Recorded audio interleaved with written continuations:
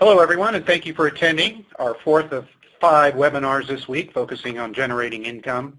Today's webinar, Beyond the Agg, 3 solutions to pump up yield on a traditional bond ETF portfolio. I'm Drew Voros, Editor-in-Chief of ETF.com, and I'll be your moderator for today's webinar. Just a few things before we begin we wanted to cover. At the bottom of your audience console are multiple application widgets you can use. If you have any questions during the webcast, you can click on the Q&A widget at the bottom and submit your question.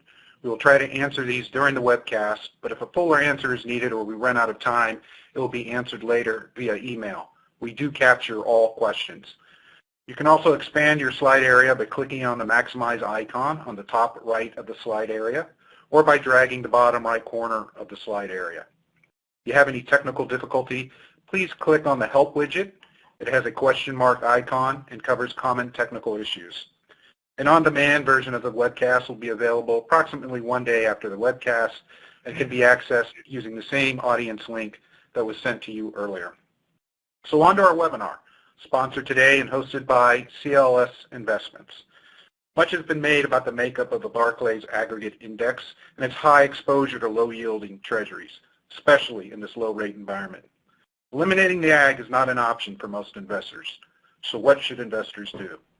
In this 1-hour webinar, ETF.com and CLS Investments will take a closer look at 3 easy-to-implement strategies to help pump up yield and deliver the income your clients need.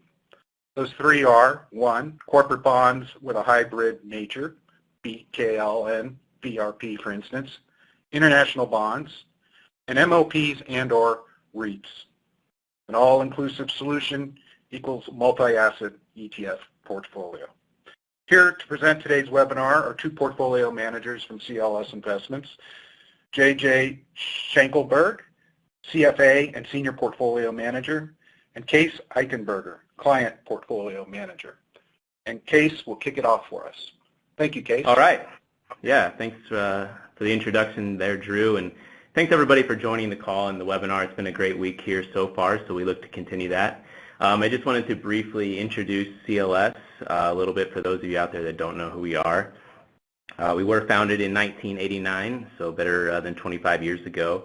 Third-party investment manager, ETF strategist, and registered investment advisory firm headquartered in Omaha, Nebraska.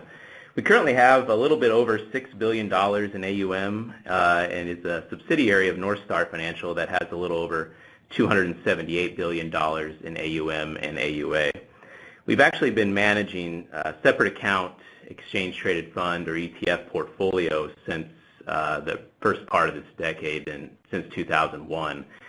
We actually launched an income-focused strategy for those investors we'll be talking about today back in 2011. So we'll go ahead and get started here, then I'll hand it over to JJ throughout a couple slides here.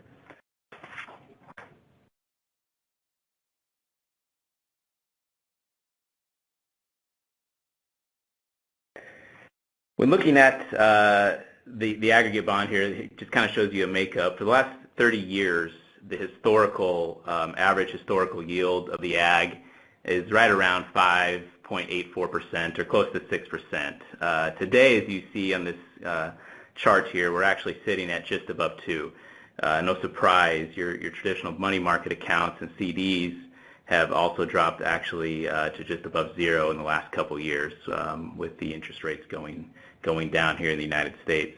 So where the question often comes up to us as experts, where does that leave investors or your clients that need yield to fund their retirement, to fund college expenses? Where does that leave them here going forward?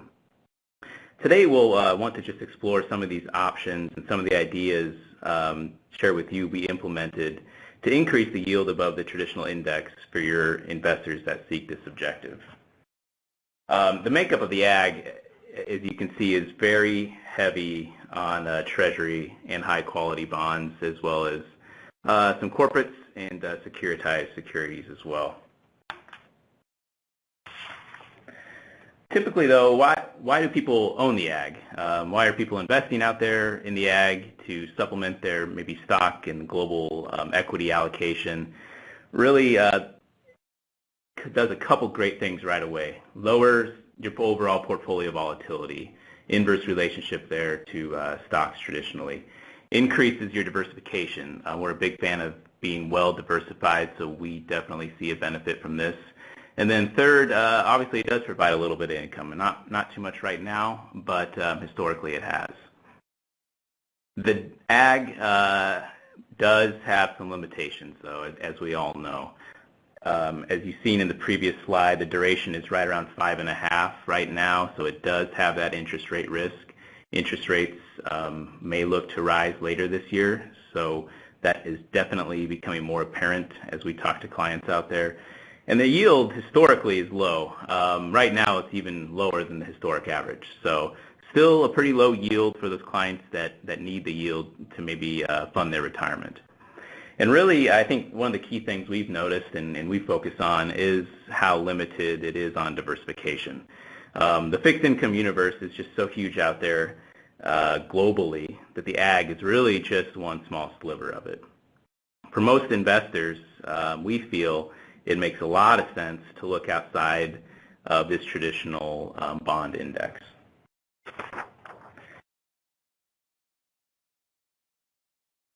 So some of just to kind of go over the agenda again, we believe the solution to this is a multi-asset approach and being well diversified.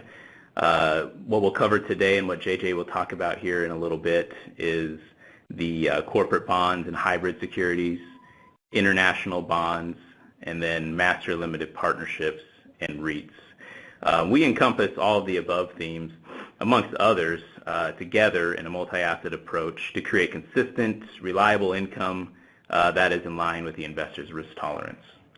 So from here, I'd like to give it over to our senior portfolio manager, JJ Schenkelberg. Thank you, Case. Great introduction, and we're excited to share some of our ideas about the ETFs that we see in these spaces that offer the best opportunities and why we think these spaces are great asset classes to incorporate into your portfolio for the client that's looking for income generation as well as additional ways to diversify away from that traditional aggregate bond index. So the first one we want to talk about is corporate bonds and hybrid securities. When we talk about hybrid securities, we're really talking about securities like securitized bank loans, preferred stocks, securities that have equity and bond-like characteristics. Within the aggregate bond index, 23% is investment-grade corporate bonds. The other 77% is very much very sensitive to interest rate movements. Treasuries and many government agency securities will move in direct opposite, their prices will move in the opposite direction of interest rates. There isn't a lot of other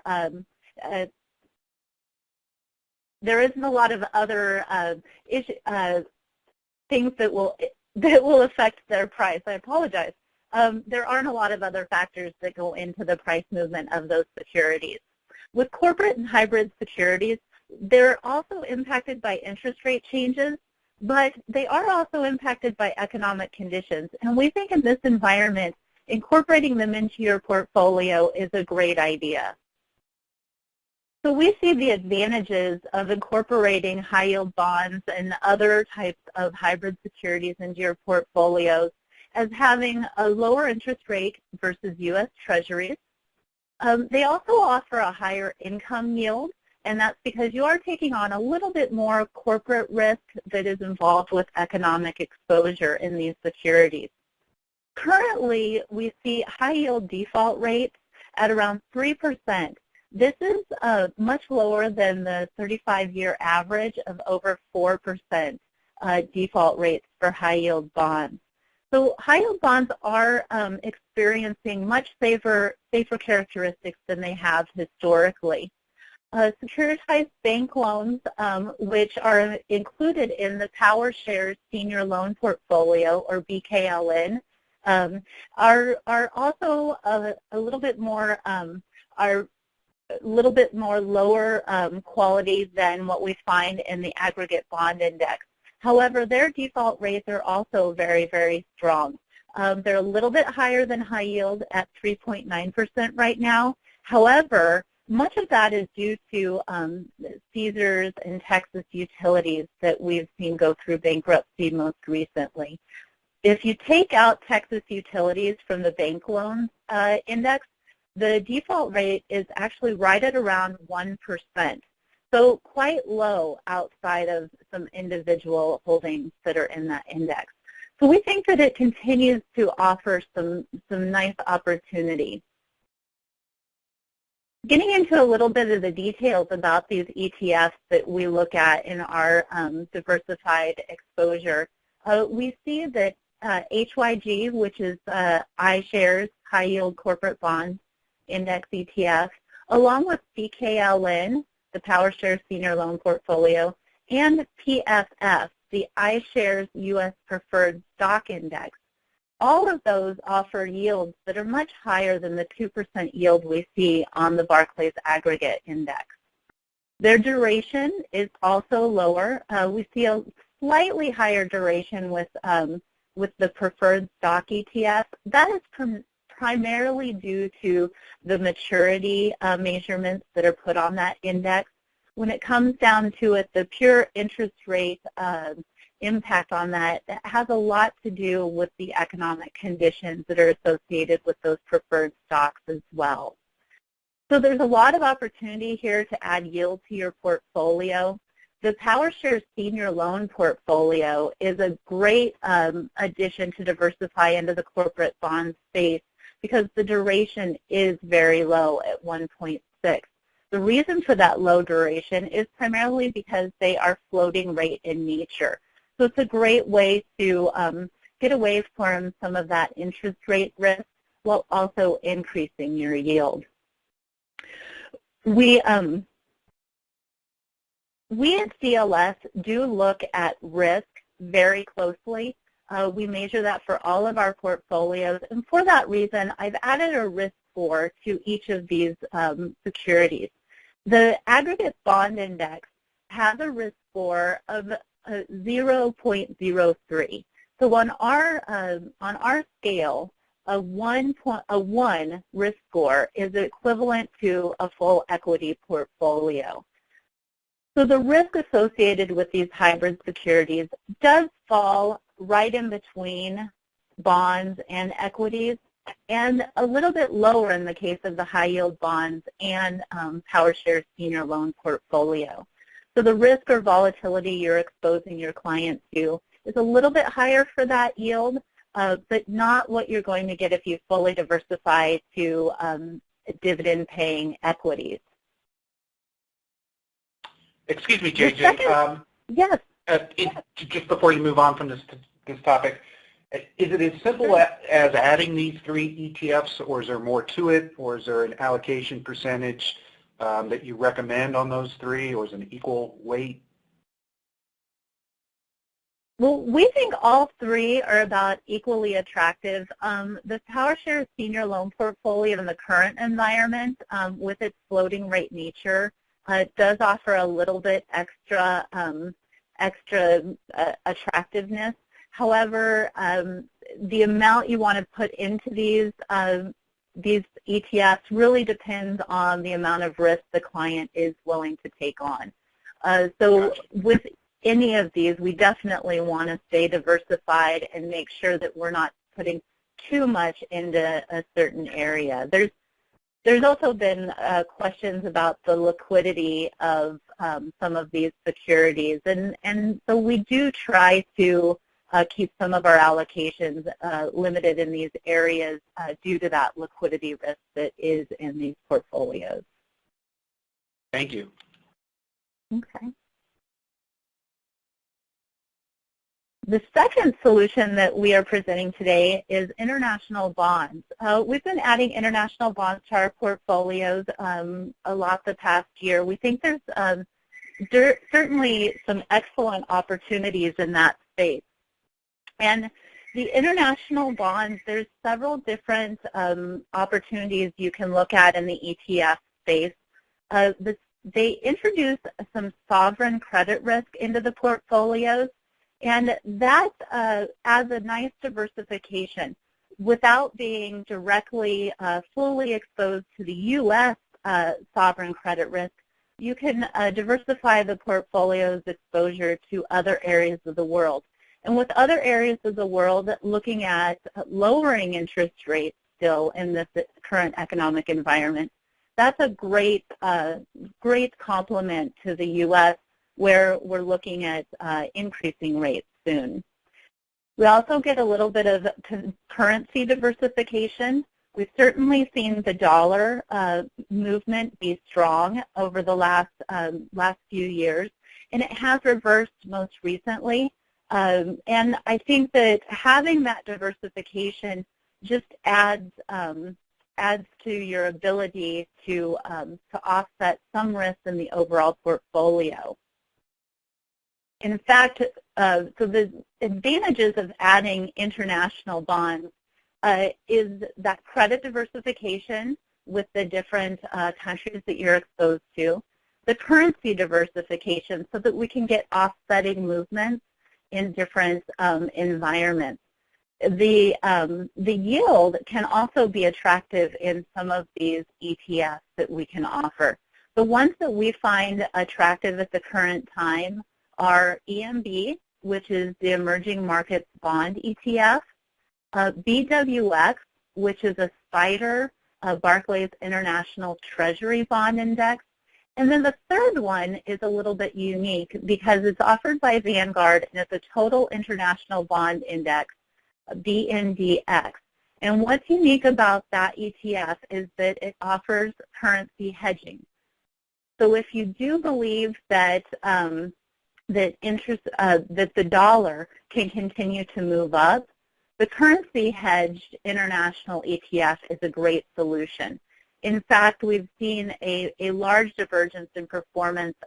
The currency hedge version has significantly outperformed other international bond ETFs year to date due to that dollar movement.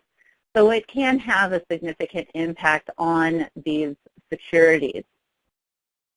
The benefit of these securities, though, can be found in their correlation, especially with the two international, broad international treasury ETFs. Their correlation to the U.S. market is negative. So that really offers some great portfolio benefits for your clients. The emerging markets bond ETF does offer a much higher yield versus the other international opportunities. And if you believe, like we do, that the economic conditions can continue to strengthen in the emerging markets areas, then or continue to be strong going forward, then we believe that the emerging market bonds is a great opportunity right now as well. As you can see, the risk numbers certainly reflect that lower correlation with BWX and BNDX. We really see the risk scores are based off a combination of correlation and standard deviation or volatility are heavy factors within our risk score. And then the third area that we think offers some great opportunity to complement your aggregate bond portfolio includes master limited partnerships and REITs.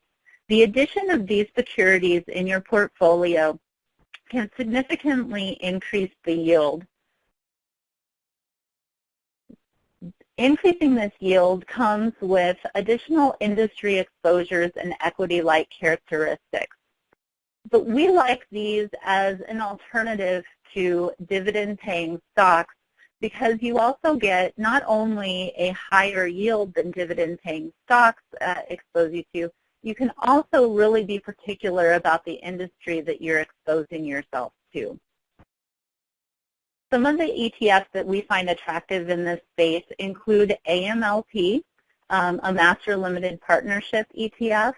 IYR is the iShares U.S. Real Estate Index. And then to also play on that international theme, we think that the iShares Global Real Estate ETF is attractive as well. We think that offers very nice diversification outside of the U.S. We think there is opportunity for turnaround in and stability outside of the U.S. at the current time. So when we dig deeper into these ETFs, we definitely see that the yield is much higher than that 2% yield on the Agg. And we can get anywhere from 3.4 to almost 6% yield on these securities. The yield on the real estate securities for both U.S. and international is a little bit lower than it has been the last few years, mainly because of the substantial price movements that we've seen.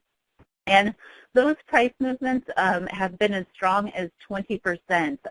The IYR has actually increased over 21% in the past year. We're seeing that with the strong turnaround in housing.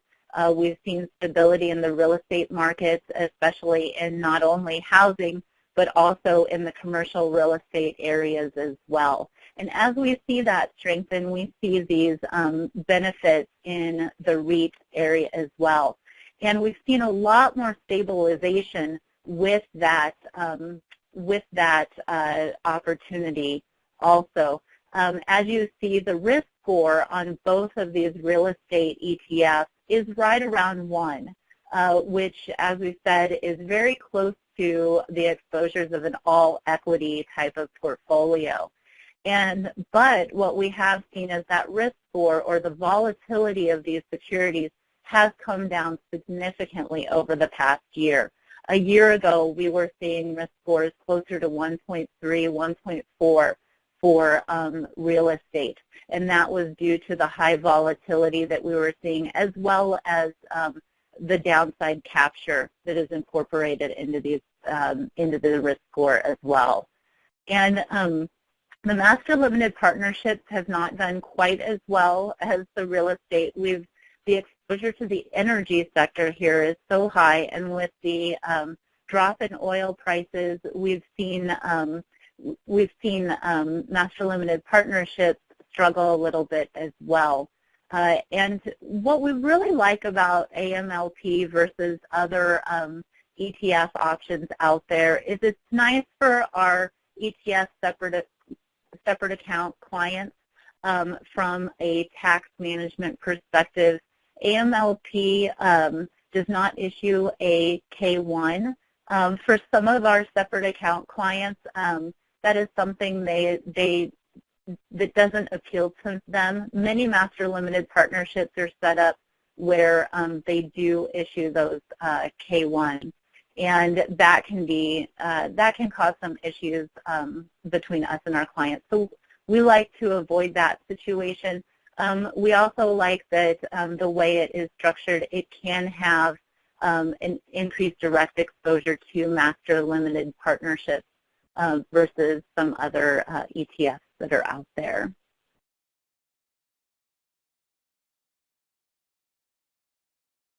So we've gone through the 3 primary opportunities that we think are quite attractive in the fixed income or hybrid space that we can't think can really complement your exposure to the aggregate bond index.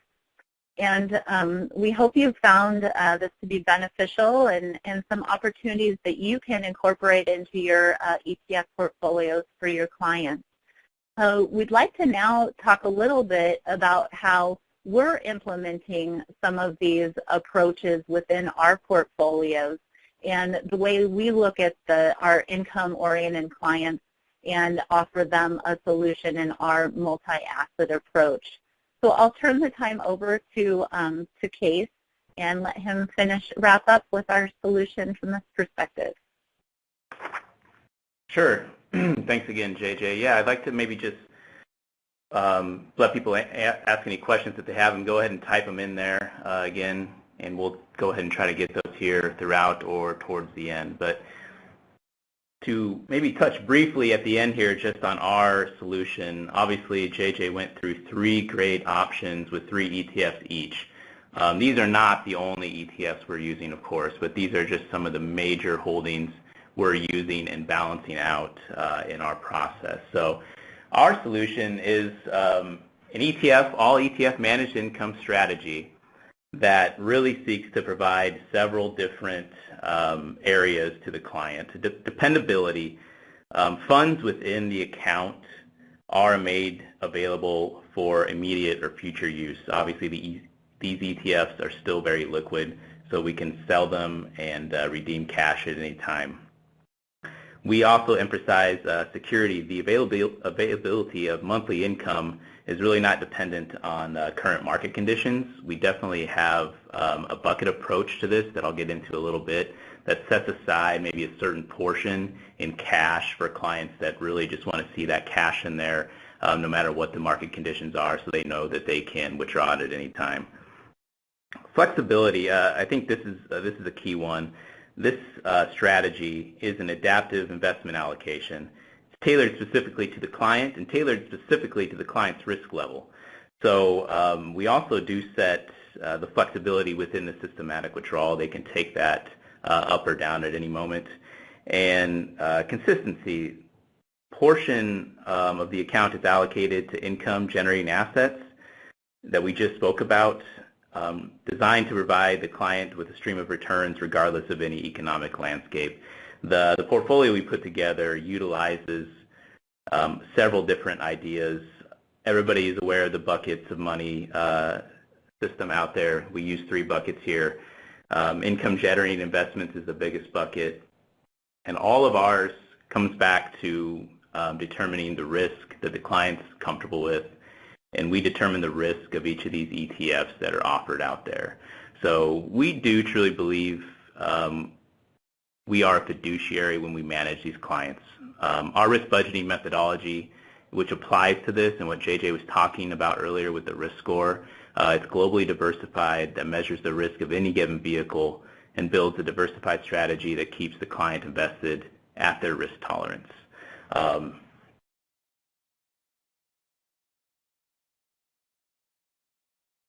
The biggest bucket, of course, is containing some of those ETFs that JJ just touched upon, and that is the income-generating investment bucket, or the long-term bucket, of course.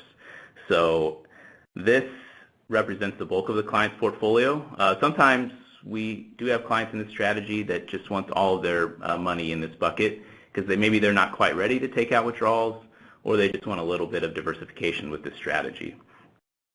The dividends and capital gains from these assets and from the ETFs that JJ mentioned earlier either replenish the client's reserve or cash buckets, reinvested back into the portfolio, which a lot of people do, or we can set it up to be paid directly to the client.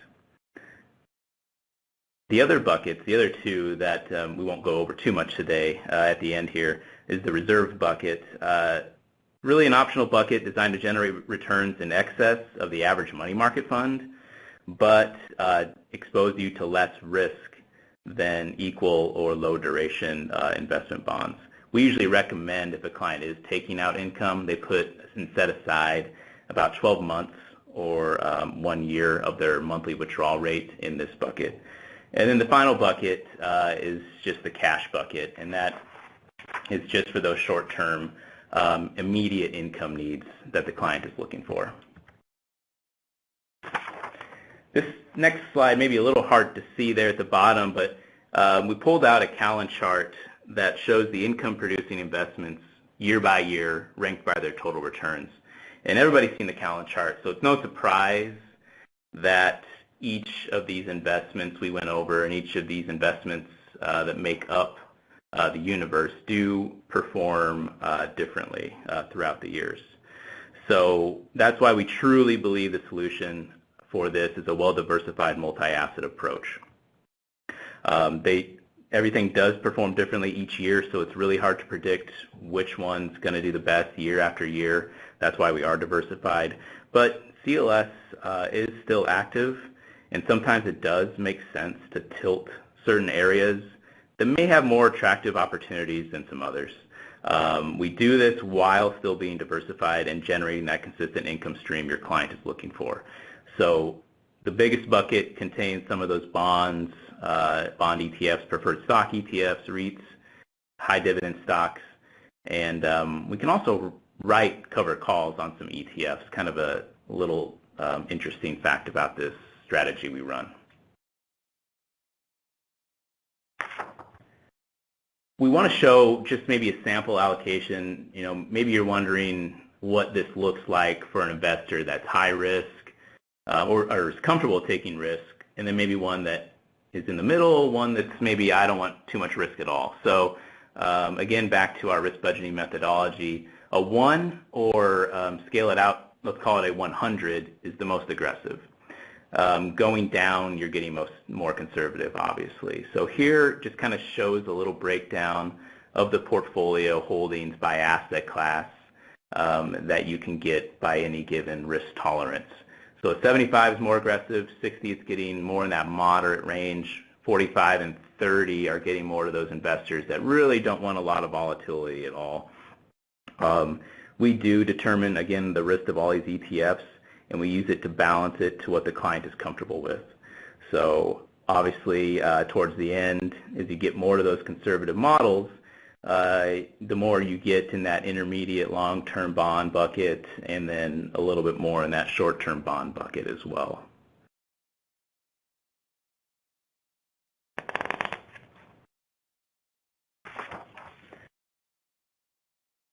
I think this last slide we kind of put in because we've been getting a lot of questions here recently of what are you doing? You're an active manager, yes, but what are you doing to approach the potential rise in interest rates? Of course, nobody knows exactly when that's going to happen. We're getting some clearer signals every meeting, it seems like, but we definitely are keeping that in mind when we are talking to our clients out there.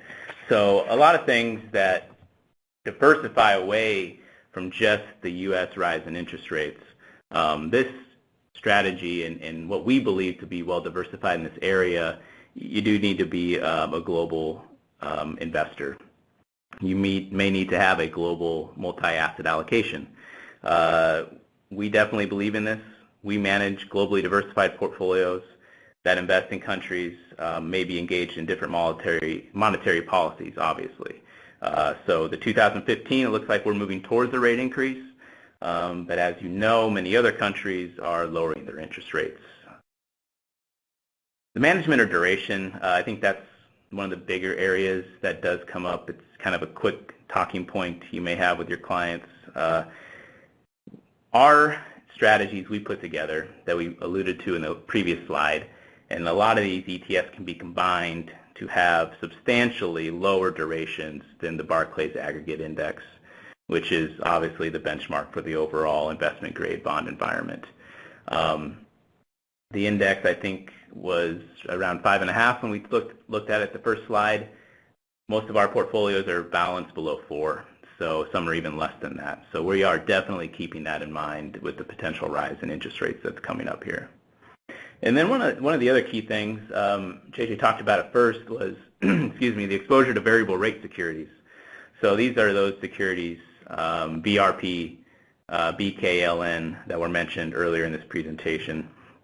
And the price of a bond that pays a floating rate will not fall when the interest rates rise because its coupon is adjusted upward with the increase in interest rates.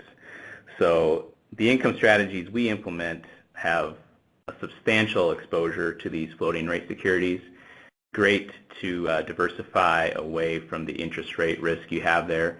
And they're also, like shown below before, BKLN, just a great diversifier in risk. It's pretty low risk for those clients that don't want a lot of volatility in their portfolio but still want some good income. So a few examples we've been talking to clients about of how we're managing this income portfolio with the potential rise in interest rates.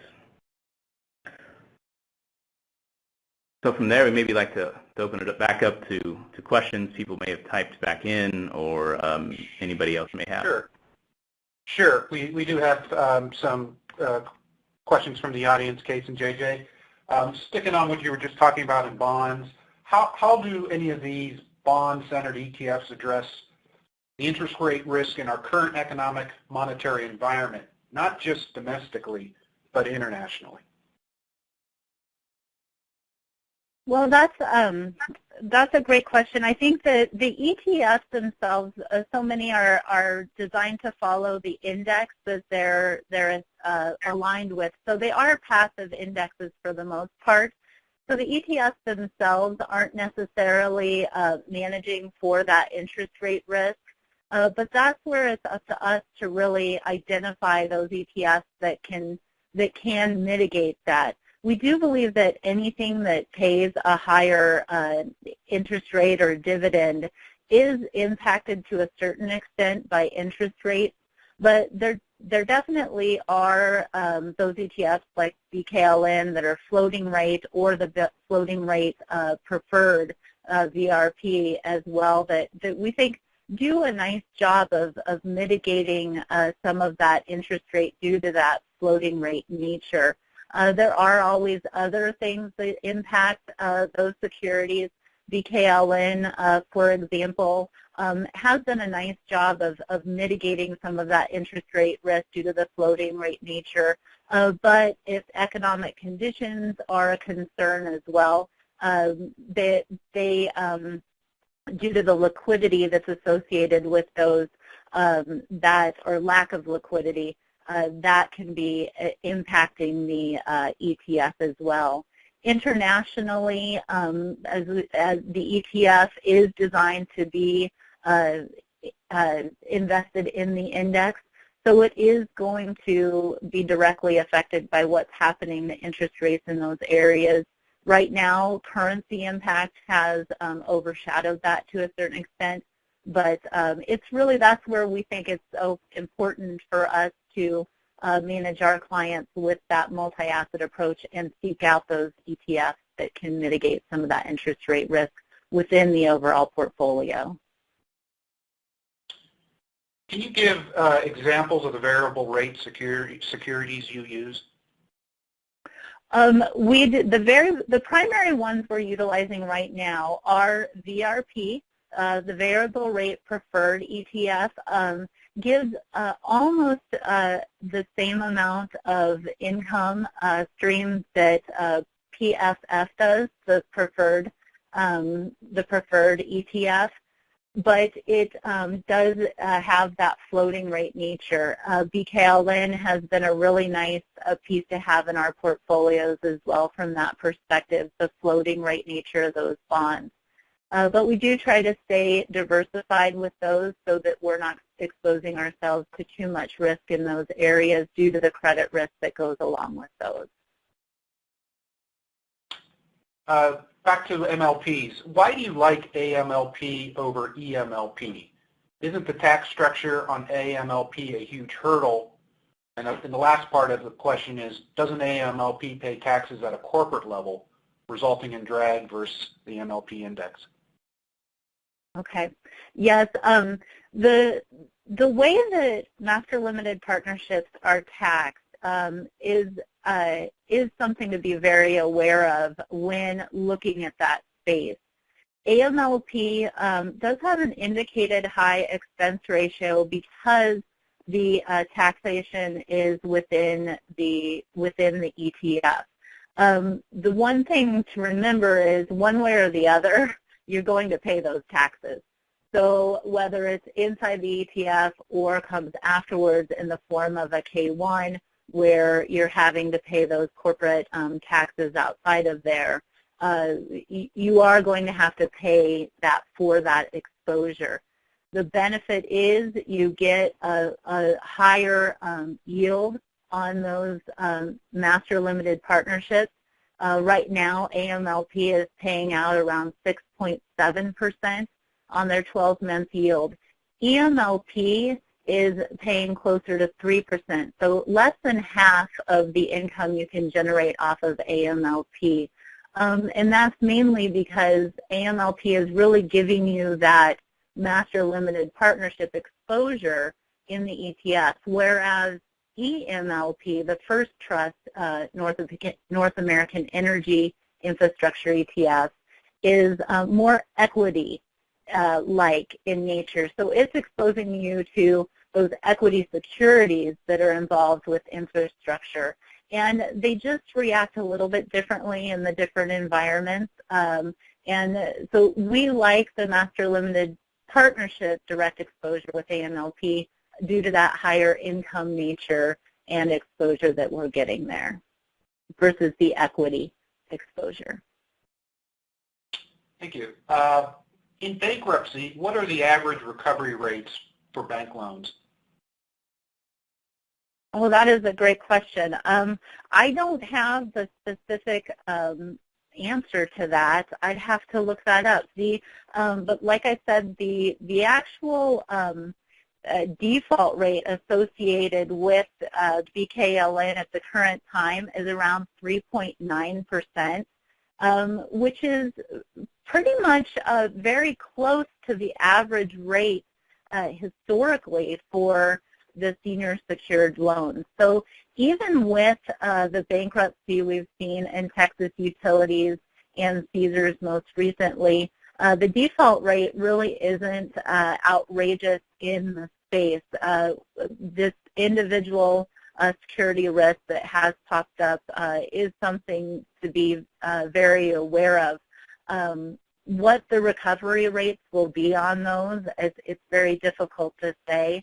But it does stand to reason that that some of the more senior debt may get paid off at some point. But I think it's always good to look at the worst case scenario and be able to manage your risk from that perspective. Thank you.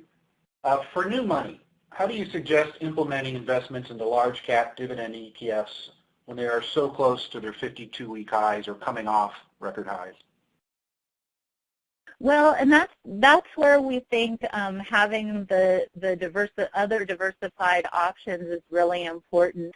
But we do anticipate our expectation for equity returns over the next 12 months is low single digits, which basically puts it very much in line with the dividend rates that may be paid on some of these more high dividend securities.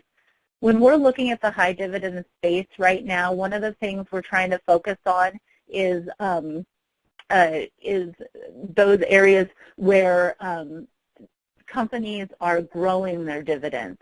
So there are some ETFs out there that focus on the Vanguard Dividend Achievers actually focuses more on the growth of companies that are growing their dividends rather than those that are just paying high dividends. One of the things you can get with that is maybe a little bit higher quality and more, which I think gives clients a better opportunity for overall return regardless of the price environment or valuation environment that's out there. Thank you. Have you considered total bond ETFs like BOND bond and TOTL total?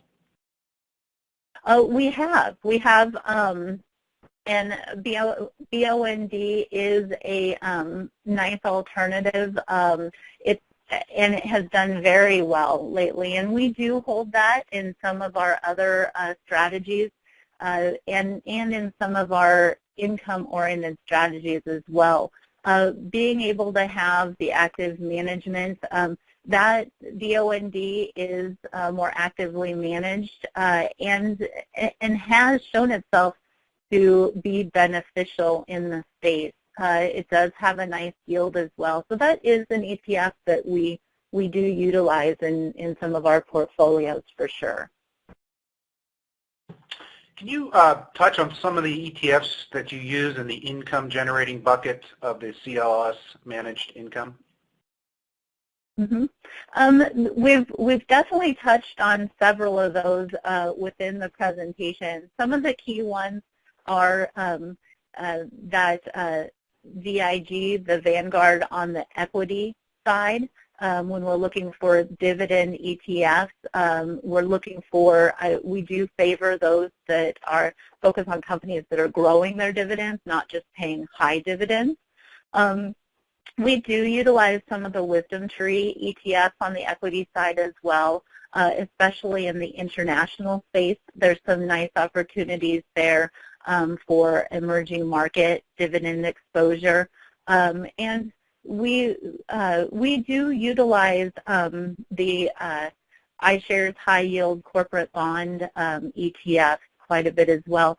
One of the things we've done in our income-focused portfolios to gain that high yield exposure but control some of that duration is to utilize HYS, which is more of the short-term high yield bond ETF that's out there. And that gives us the ability to shorten that duration, but yet the yield on that ETF is still quite high. So that's something we've utilized along with VRP and PFF, the variable rate preferred, coupled with the longer term or fixed rate preferred stock ETF.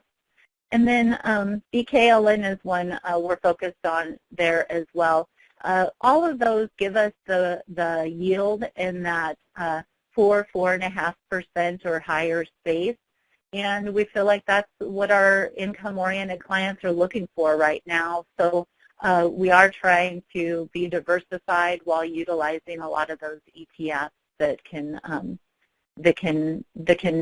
give us a higher yield.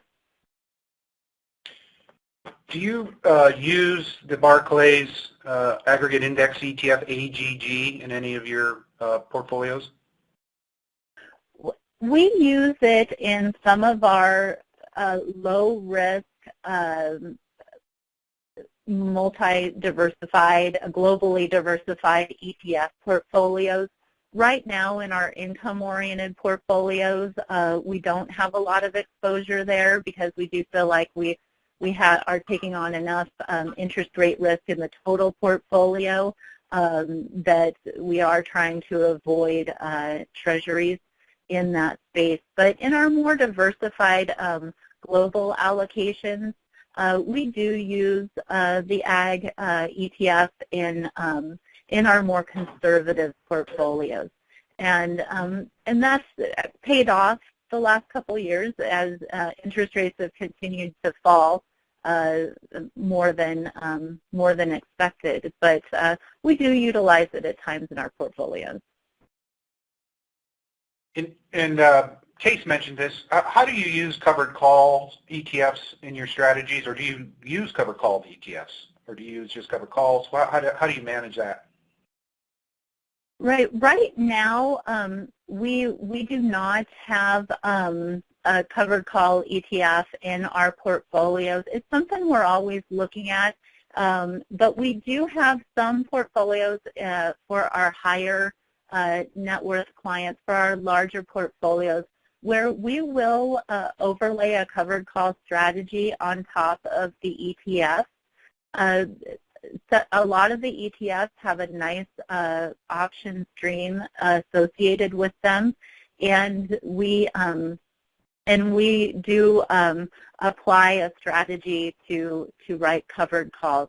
It's a nice way to generate supplemental income on these larger portfolios, and it is more dependent on volatility rather than interest rates, which makes it a unique approach to income for a portfolio as well. Thank you. How do you manage for interest rate risk when utilizing higher income ETFs?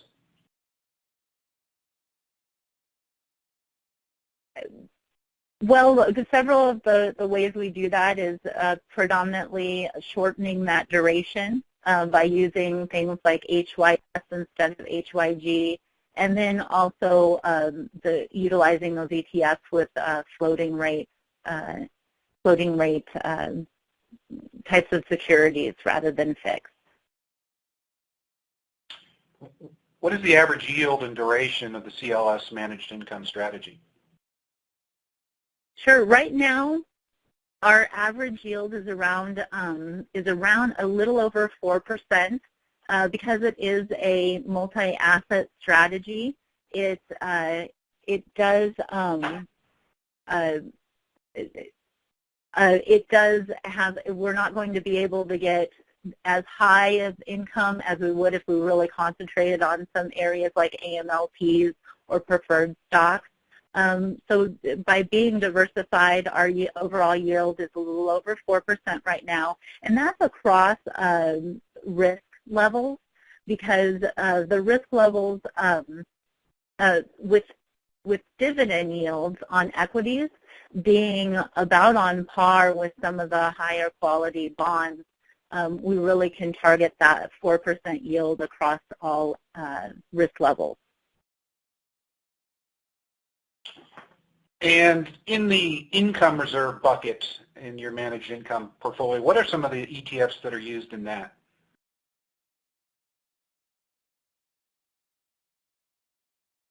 Currently in our reserve bucket, we utilize a short-term corporate bond mutual fund, and the main reason we do that is because it differentiates it in our income portfolio, so the client can really identify that mutual fund in there as their reserve bucket.